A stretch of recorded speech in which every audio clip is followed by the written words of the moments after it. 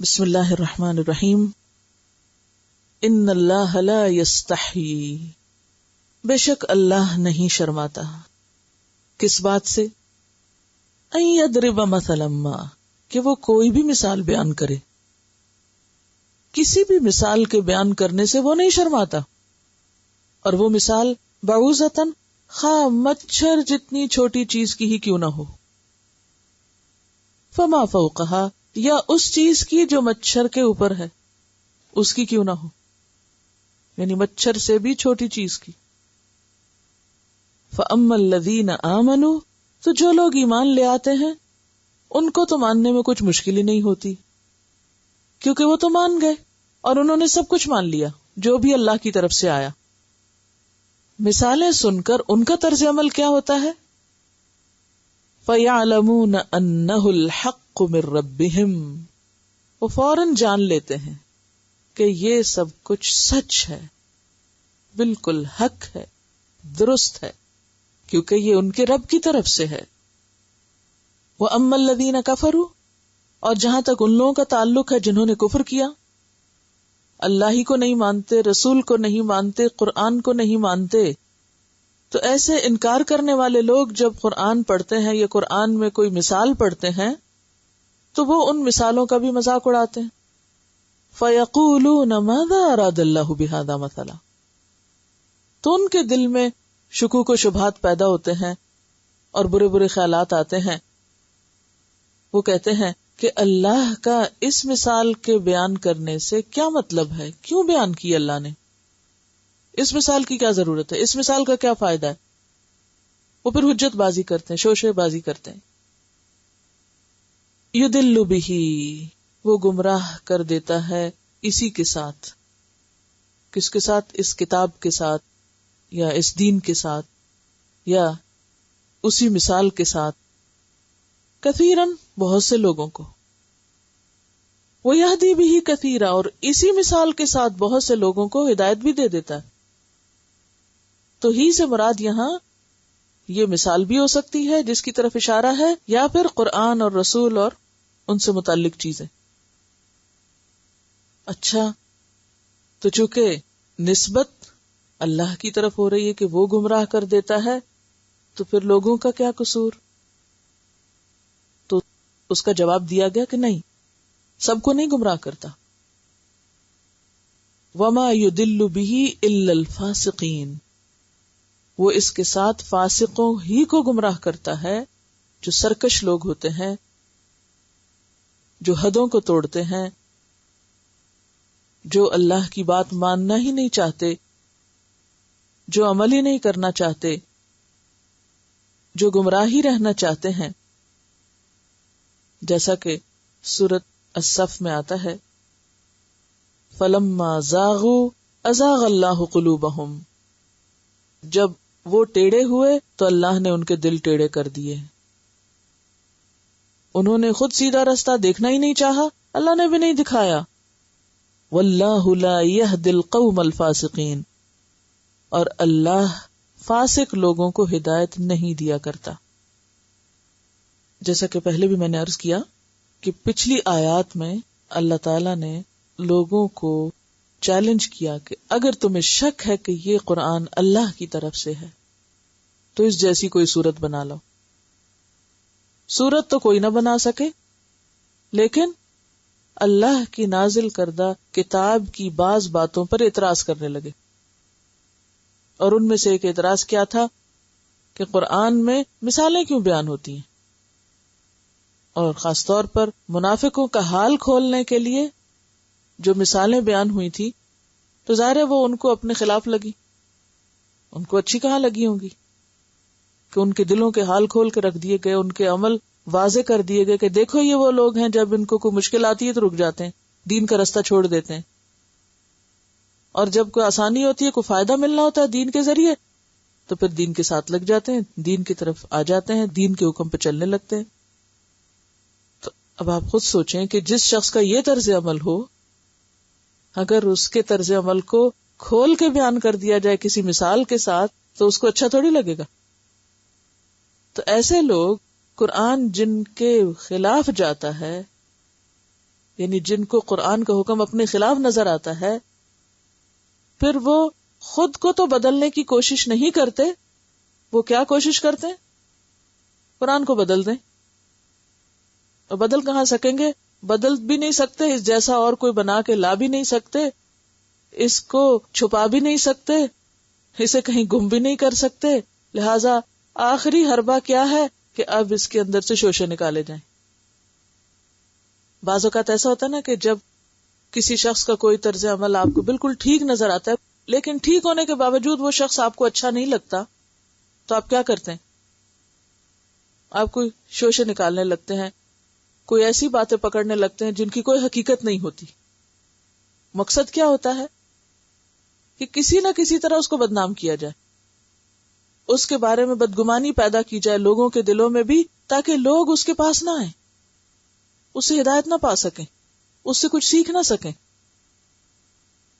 اسی لیے آپ دیکھیں کہ جتنے بھی پیغمبر دنیا میں آئے ہیں اور پیغمبروں کے بعد جتنے بھی لوگ لوگوں کو خالص اللہ کی طرف بلاتے رہے، ہمیشہ ان کا مذاق بھی اڑایا گیا اور ان پر الزامات بھی لگائے گئے، تہمتیں باندھی گئی.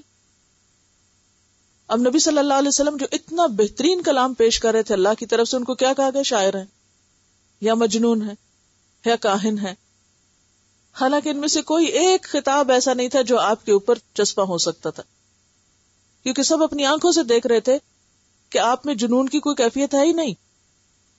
سب کھلی آنکھوں سے دیکھ رہے تھے کہ آپ 40 سال تک کبھی شعر نہیں کہتے رہے، اور نہ ہی یہ قرآن شاعری کے معیار پہ آتا ہے، یہ تو اس سے بہت بلند ہے.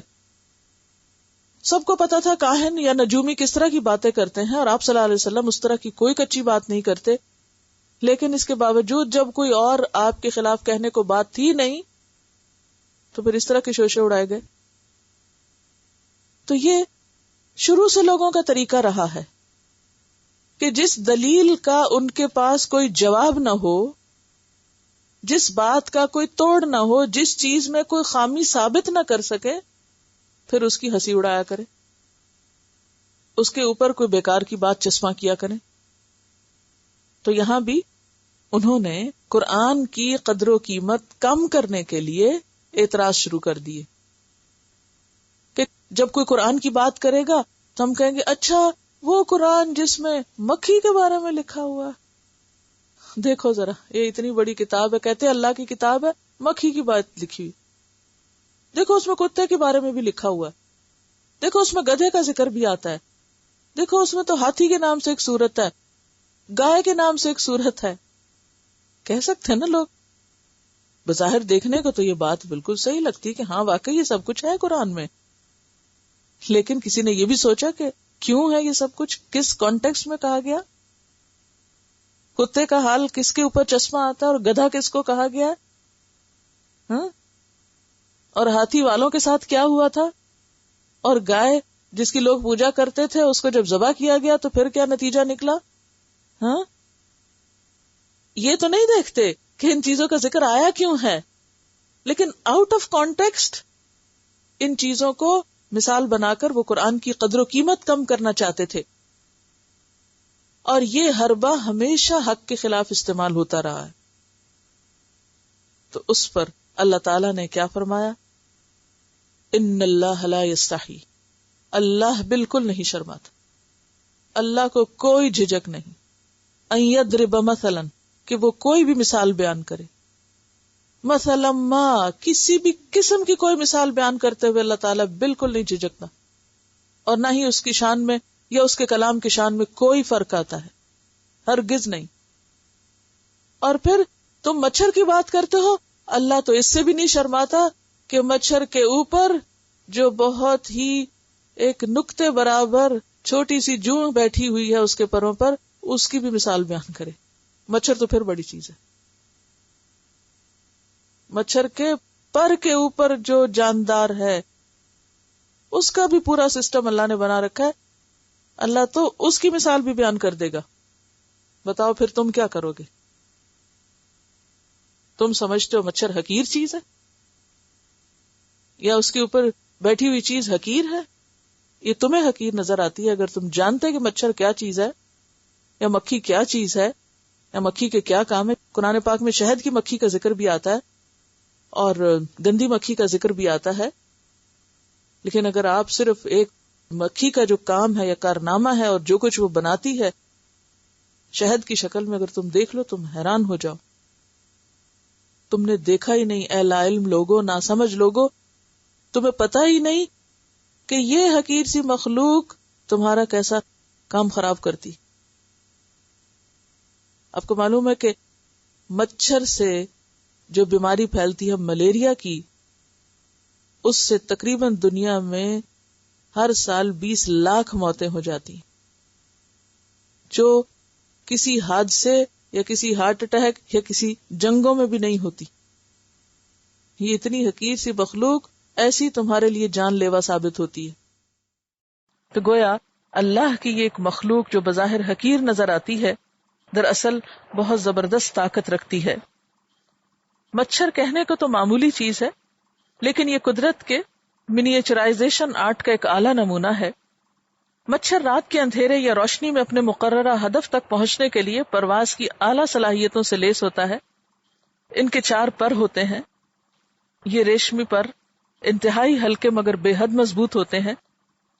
ان پروں میں خون کی نالیوں کا جال پھیلا ہوتا ہے جو انہیں کھولنے اور بند کرنے کے لیے مطلوبہ ایندھن فراہم کرتی ہے. ان پروں کی وجہ سے مچھر آگے کی سمت اڑتے اڑتے پیچھے کی سمت بھی اسی تیزی سے پرواز کر سکتا ہے. اللہ نے اسے 4 ٹانگیں عطا کی ہیں جن کے ذریعے مچھر براہ راست اپنے شکار پر لینڈ کرتا ہے. مچھر کس طرح اپنے شکار پہ پہنچتا ہے، اس مقصد کے لیے قدرت نے مچھر کے منہ کے آگے 2 حساس آلے پیلپس لگائے ہیں یا نصب کیے ہیں. یہ آلے ہمارے جسم میں کیمیائی اجزاء کو محسوس کر لیتے ہیں اور سانس کے ذریعے خارج ہونے والی کاربن ڈائی آکسائڈ کو سونگھتے ہوئے مچھر کو اس کے شکار تک پہنچاتے ہیں. رات کے اندھیرے میں وہ انہی آلات کی مدد سے ہماری جلد پر پھیلی ہوئی خون کی باریک نالیوں میں سے کسی ایک نالی کو خون پینے کے لیے منتخب کر لیتا ہے. مچھر خون نہیں پیتا، خون صرف مچھر کی مادہ پیتی ہے تاکہ انسانی خون سے پروٹین حاصل کر سکے، اور اس کے پیٹ میں موجود انڈے اسی پروٹین سے نشو و نما حاصل کرتے ہیں. مچھر کی آنکھ میں 6 کونے والے ہزاروں عدسے ہوتے ہیں جو مچھر کو کسی بھی چیز کے لاتعداد زاویوں اور رنگوں سے آگاہ کرتے ہیں. اب آپ دیکھیے کہ مچھر خون چوستا کیسے ہے. سب سے پہلے وہ اپنے ہونٹ کے ذریعے صحیح جگہ کو تلاش کرتی کہ مجھے کہاں ڈنگ لگانا ہے. یہ بالکل ایسے جیسے انجیکشن لگانے کا مرحلہ ہوتا ہے نا، کہ خاص طور پر اگر رگ کے اندر لگنا ہو تو وہ ٹٹول کے دیکھتے ہیں اچھا کہاں سوئی ڈالنی ہے. اچھا پھر اس کے بعد کیا ہوتا ہے کہ اس کے جو جبڑے ہیں اگلے وہ اتنے شارپ ہوتے ہیں جیسے چاقو ہوتا ہے، اور اس کو آگے پیچھے کر کے کھال کاٹتا ہے. وہ آپ کی سکن کو کٹ کرتی ہے. پھر ایک شیٹ کے اندر اس کا ڈنگ ہوتا ہے، وہاں سے نکال کے وہ کٹی ہوئی جگہ کے اندر ڈالتی ہے. ٹھیک ہے، اور بلڈ ویسل تک پہنچ جاتا ہے اس کا ڈنگ، وہاں سے پھر وہ سرنج کی طرح خون سک کر لیتی. اچھا اب آپ دیکھیں کہ جو انسانی بلڈ ویسل ہوتا ہے اگر اس کو تھوڑا سا بھی کوئی نقصان پہنچے تو فوراً دماغ تک وہ جاتا ہے اس کا اثر، اور وہاں سے ایک خاص کیمیکل جسم ریلیز کرتا ہے جو فوراً اس رگ کو بند کر دیتا ہے. اسی لیے خون پھر بہتا نہیں، خون رک جاتا ہے. لیکن اب مچھر جب اس کے جبڑے اس کو کاٹ بیٹھتے ہیں اور وہ خون نکلنے کے قریب ہوتا ہے تو ڈنگ اندر ڈالنے سے پہلے وہ جم کیوں نہیں جاتا؟ وہاں وہ ایک خاص قسم کا کیمیکل چھوڑتا ہے. جی، اس کا بندوبست یعنی کیمیکل ویپن کے ذریعے وہ اس کا مقابلہ کرتا ہے. یعنی ایک طرح سے کیمیکل وار ہے یہ. اور پھر وہ انسانی جسم کو اس قابل نہیں چھوڑتا کہ وہ خون کو آنے نہ دے جتنا اس کو چاہیے. جتنا چاہیے وہ اس کو سک کر لیتا ہے، خون کو جمنے نہیں دیتا. اور چونکہ وہ کیمیکل جو وہاں چھوڑتا ہے اس کے اندر انزائم ہوتا ہے جس کی وجہ سے ہماری جلد ذرا سولن ہو جاتی ہے اور خارش کھجلی ہوتی ہے، اسی لیے وہ بعد میں سرخ سپاٹ رہ جاتا ہے. یہ جو سرخ سپاٹ مچھر کے کاٹنے سے ہوتا ہے یہ اس کے جبڑوں کے آرے کے چیرنے اور اندر ڈنگ ڈالنے اور اس پہ کیمیکل چھوڑنے اور یہ سارا حملہ ہوتا ہے آپ کے اوپر باقاعدہ، جس کا آپ کے پاس کوئی جواب نہیں ہوتا. آپ اس کو پکڑنا چاہتے ہیں، اس کے پاس اتنی آنکھیں ہیں اور اتنے چاروں طرف وہ دیکھتا ہے ڈفرنٹ اینگل سے کہ وہ بھاگ جاتا ہے، اس لیے مچھر کو پکڑنا بھی آسان نہیں ہوتا. اور اتنا معمولی جانور ہونے کے باوجود آپ دیکھیں کہ 20 لاکھ لوگ تقریباً مر جاتے ہیں ملیریا سے. فما فوقہا کے اوپر اب بات ہوگی. فما فوقہا کیا چیز ہے؟ آج صبح میں اس کا ترجمہ مختلف جگہوں سے چیک کر رہی تھی کہ مختلف مترجمین نے ترجمہ کیسے کیا ہے. تو کسی نے لکھا ہے جو اس سے بڑھ کر ہے، جو اس سے آگے ہے، جو اس سے کم ہے. کسی نے کم کا معنی کیا، کسی نے زیادہ کا کیا. حالانکہ فوق از اپ، یعنی اوپر، جیسے تحت نیچے ہے نا، فوق اوپر ہے، کہ جو مچھر کے اوپر ہے. مچھر کے اوپر ایک چھوٹی سی جوں بیٹھتی ہے اس کے پر کے اوپر، ٹھیک ہے، یعنی جس کو آپ مچھر کی جوں کہہ سکتے، پیراسائٹ ہے وہ. اچھا، یہ پیراسائٹ جو نقطے برابر ہوتا ہے، اس کا بھی پورا سسٹم ہے اپنا، ریسپریٹری اور ڈائجسٹو اور سرکولیٹری پورا سسٹم ہے اس چھوٹی سی جوں کا. فما فوقہا، جو مچھر کے اوپر ہے. اور اللہ نہیں شرماتا کہ وہ اپنی کسی بھی مخلوق کا بیان کرے، خواہ وہ مچھر ہی کیوں نہ ہو. تم سمجھتے ہو مچھر کو معمولی چیز ہے، حقیر چیز ہے. دیکھو مچھر کس طرح تخلیق ہوتا ہے اور کس طرح وہ انسان کے اوپر حملہ آور ہوتا ہے اور کس طرح وہ اپنا کام کر لیتا ہے اور کس طرح وہ لاکھوں انسانوں کی موت کا سبب بھی بن جاتا ہے. اور مچھر تو پھر مچھر ہے، بعض حصہ اس کا نظر آتا ہے، اس کے اوپر جو چیز بیٹھی ہے اس کا تو بعض بھی نظر نہیں آتا آپ کو، لیکن وہ بھی ایک پورا پرفیکٹ لیونگ تھنگ ہے. اور کس طرح اس کا بھی پورا سسٹم ہے. اللہ کو اس چھوٹی جوں کی مثال بیان کرتے ہوئے بھی کوئی جھجک نہیں ہے، کیونکہ وہ اس کی کریشن ہے. اتنی چھوٹی چیز جو تمہاری آنکھ نہیں دیکھ سکتی، اس کے اندر اتنے سسٹم اس نے بنا دیے. وہ کتنے کمپلیکیٹڈ سسٹم ہوں گے، وہ کہاں بنے ہوئے ہیں، کہاں ہیں وہ سارے. سوچئے ذرا، یعنی منیچرائزیشن کا وہ جو آرٹ ہوتا ہے، کیا آرٹ ہوتا ہے بندوں کا. اللہ تعالیٰ نے اتنی چھوٹی سی چھوٹی چیز میں اپنے پورے سسٹم ڈال دیے ہیں جس کے سامنے انسان بالکل عاجز ہے. تو قرآن معجزہ ہے، تو اسی طرح قرآن کے اندر جو کچھ بیان ہوا وہ بھی ایک معجزہ ہے. تو اتنی زبردست چیز بنانے والا بھلا کیوں شرمائے کہ وہ اس کی مثال بیان کرے، اس کی یا اس سے بھی چھوٹی کسی چیز کی. ٹھیک ہے، تم سمجھتے ہو کہ اللہ کی بنائی ہوئی چیزوں میں سے کچھ بیکار ہے؟ نہیں، کوئی چیز نکمی قدرت کے کارخانے میں.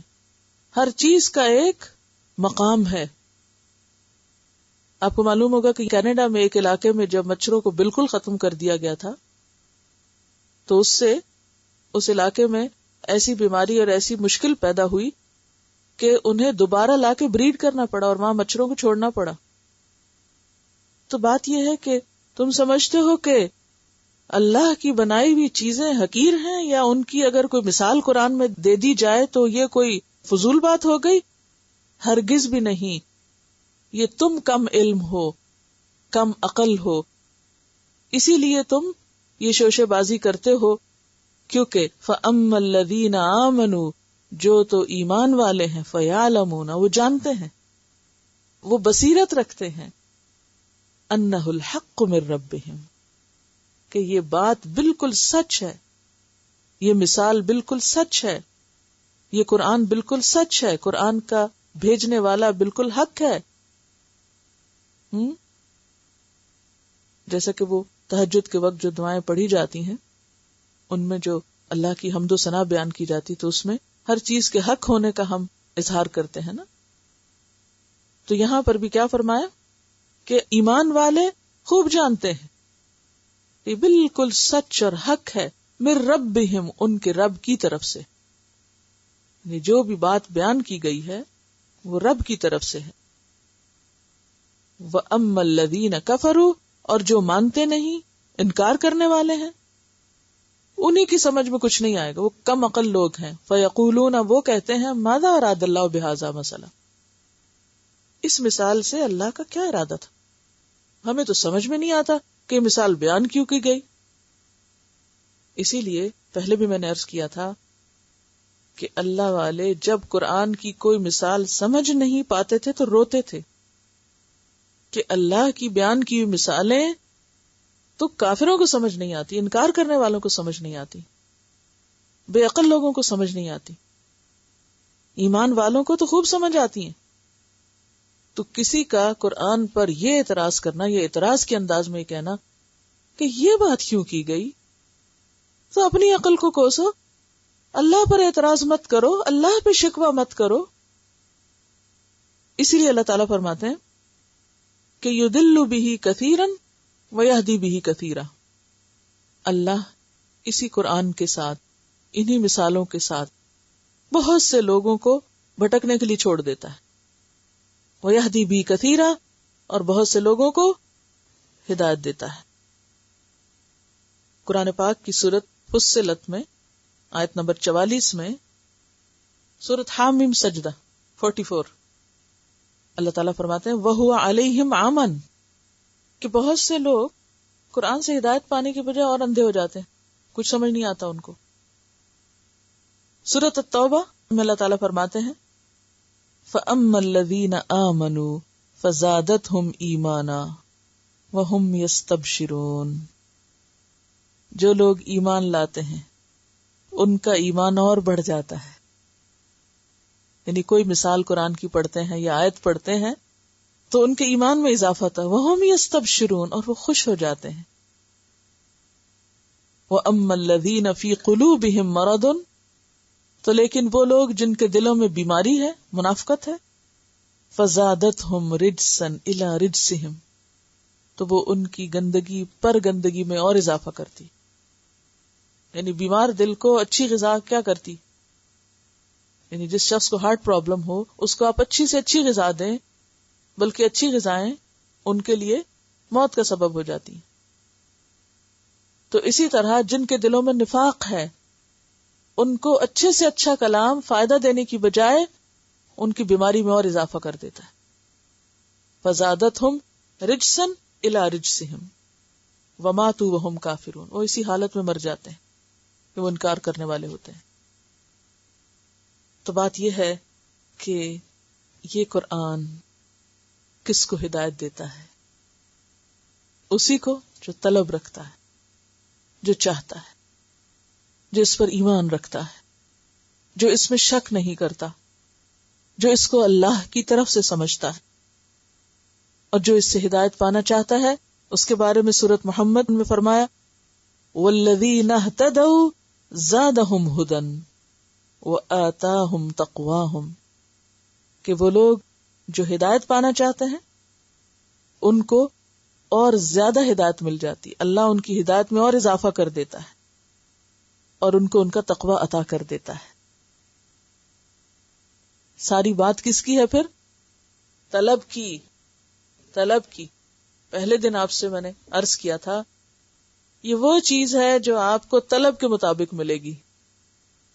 جتنے آپ سچے ہوں گے اس کو لینے میں اتنی ہی زیادہ آپ کو ملتی چلی جائے گی. کیونکہ جب آپ کے دل میں تڑپ ہوگی نا یا اللہ مجھے سیکھنا ہے، بس مجھے ہر قیمت پر اس کو پانا ہے، مجھے لینا ہے، تو اللہ تعالیٰ بھی ویسے ہی دروازے کھولتا جائے گا.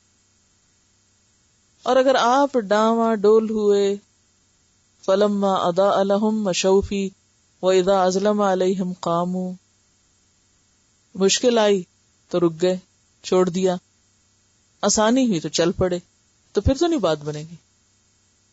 اس کتاب اور اس کا علم پانے کے لیے آپ کو سب سے زیادہ سچا ہونا پڑے گا. اپنے اندر تڑپ لانی پڑے گی، یا اللہ بس مجھے چاہیے یہ، مجھے دے دے تو یہ. تو ہر چیز سمجھ بھی آتی جائے گی اور مزید راستے کھلتے چلے جائیں گے انشاءاللہ. کیونکہ یہ اللہ کا وعدہ ہے والذین اہتدوا، جو ہدایت پانا چاہیں گے زادہم ہدا، ان کی ہدایت زیادہ کر دے گا. جتنی جتنی طلب ہوگی اتنا اتنا دیتا جائے گا. وآتاہم تقواہم، کیونکہ جہاں چاہت ہوتی ہے نا وہاں انسان ہر طرح کی قربانی کر لیتا ہے. وہاں انسان اپنی نیند چھوڑ سکتا ہے، وہاں کھانا چھوڑ سکتا ہے، وہاں اپنی دل پسند چیزیں چھوڑ سکتا ہے، وہاں اپنی ہر چیز پھر وہ چھوڑ سکتا ہے اس کے لیے. اور نہ صرف یہ کہ وہ پسند کی چیزیں چھوڑ سکتا ہے بلکہ اس کے راستے میں آنے والی تکلیفوں کو بھی خندہ پیشانی سے لیتا جاتا ہے. ان کی بھی پرواہ نہیں کرتا, ان پر بھی وہ ہائے ہائے نہیں کرتا, کیونکہ سب سے قیمتی چیز ہے نا اس زمین پر یہ. ویسے تو سب کچھ اللہ کا بنایا ہوا, وہ مخلوق ہے اللہ کی, لیکن یہ اللہ کا کلام ہے. ہر چیز کریشن ہے, لیکن یہ کریشن نہیں ہے, یہ اس کا کلام ہے. اس کا کلام کوئی معمولی چیز نہیں ہے یہ. یعنی اس زمین پر جتنی بھی چیزیں آپ کے سامنے, ان سب میں بہترین چیز ہوا خیر مما یجمعون, یہ اللہ کا کلام ہے.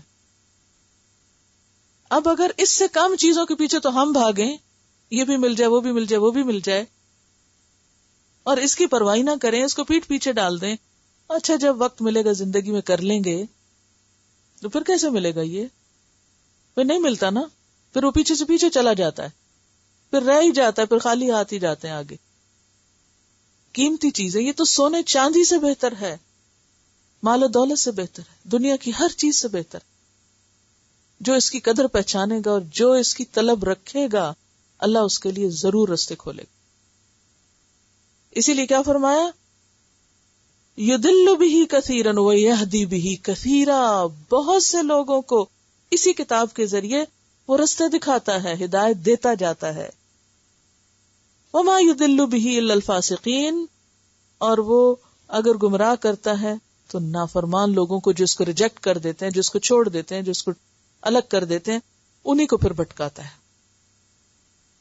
کیونکہ بات یہ نا کہ جو ریجیکٹ کر دیں, رد کر دیں, چھوڑ دیں, اس کو ترجیح نہ دیں اور چیزوں کو دیں, پھر وہ کیوں دے ان کو؟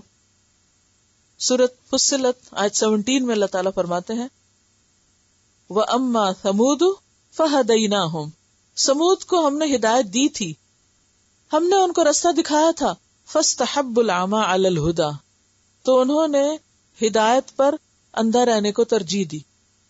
انعمت علیہم بننے کی بجائے ضالین بننا پسند کیا, علم کے راستے پہ آنے کی بجائے لا علم رہنا پسند کیا. نہیں پتہ ہی نہ ہو تو بہتر ہے, اندھیرے میں ہی رہیں, نہ پتہ ہوگا اور ہم بہانہ کر دیں گے پتہ ہی نہیں تھا. تو انہوں نے اس کو ترجیح نہیں دی, اس کو پرائرٹی نہیں دی, اور چیزوں کو ترجیح دی, دنیا کو دی, تو لہٰذا وہ اندھے ہی بنے رہے. تو یاد رکھیے 4 سبب سے ہدایت ملتی ہے. اب ہم یہ نہیں کہہ سکتے اللہ نہیں ہدایت دیتا, اللہ بہت سو کو دیتا ہے, لیکن کس کو دیتا ہے اس کے لیے 4 چیزیں ضروری ہیں. نمبر 1, قرآن اور سنت سے مضبوط تعلق, کیونکہ نبی صلی اللہ علیہ وسلم نے فرمایا ترکت فیکم امرین لن تدلوا ما تمسکتم بہما, میں تم میں 2 چیزیں چھوڑ کے جا رہا ہوں, ہرگز نہیں گمراہ ہوگے, ضالین میں نہیں شامل ہوگے جب تک تم ان دونوں کو مضبوط پکڑ کے رکھو گے.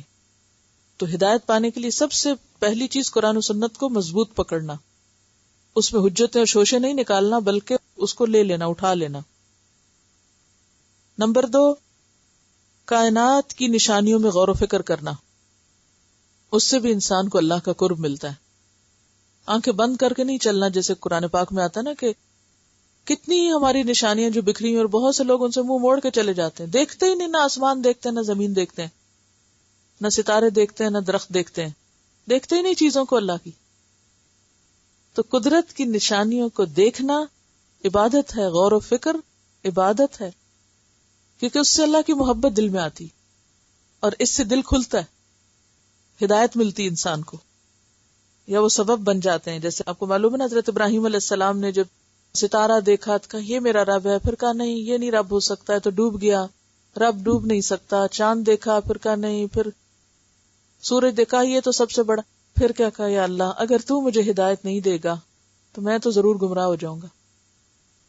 پھر اللہ نے دے دی نا. تو جو شخص بھی کائنات میں غور و فکر کرتا ہے وہ اپنے رب کو پانے کی کوشش کرتا ہے, اللہ اس کے لیے رستے کھول دیتا ہے. اور جو پھیلی ہوئی کائنات ہے یہ ہم سب انسانوں کے لیے ہدایت کا ایک ذریعہ بنی ہوئی ہے, کیونکہ عالمین ہے نا, یہ بنانے والے کی پہچان کرا رہی ہے. تیسری چیز دعاؤں کی کثرت.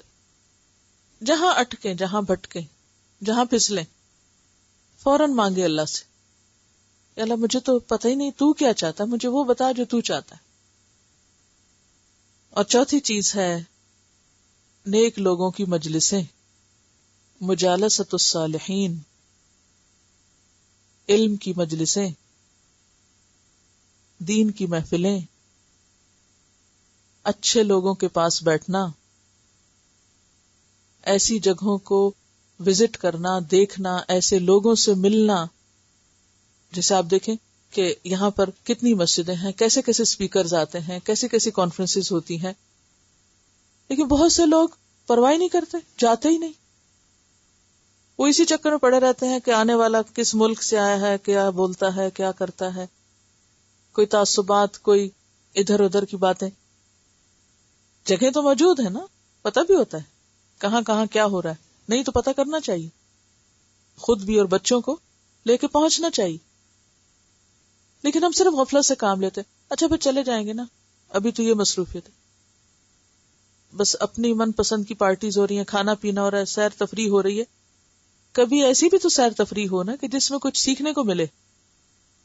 جب ہم ایسی مجلسوں میں جائیں گے ہی نہیں، جب مسجد میں جائیں گے ہی نہیں، جب کسی علم کی مجلس میں بیٹھیں گے ہی نہیں، جب کسی علم والے کو سنیں گے ہی نہیں، کہاں سے رستہ مل سکتا ہے؟